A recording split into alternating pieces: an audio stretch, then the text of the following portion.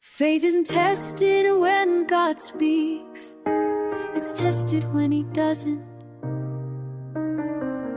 When you pray and there's no reply, when you fast and the heavens don't move, when you cry and the silence echoes louder than your voice. That's the kind of silence that doesn't just ask if you believe. It asks, what kind of believer are you becoming?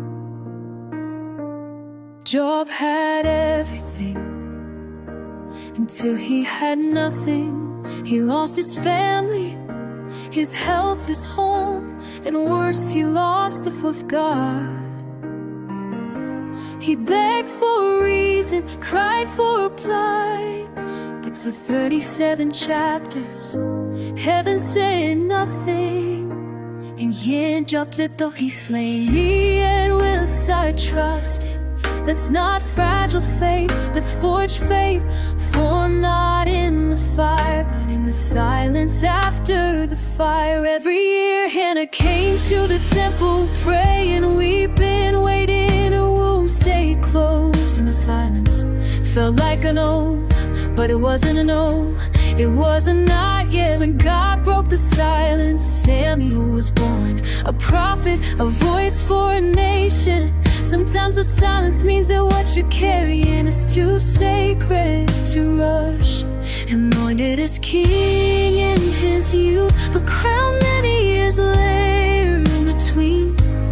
Caves, fugitives, loneliness, fear. No throne, no crown, just promises and silence. But David wrote songs in the silence. He worshipped when he couldn't rule.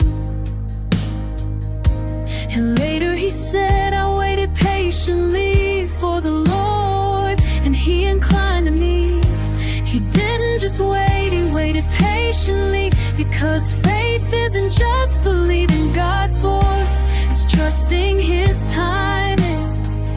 What does silence build? It builds roots, it grows fruits, it grows patience, it purifies motives, and strips away the noise of needing miracles, and leaves only worship.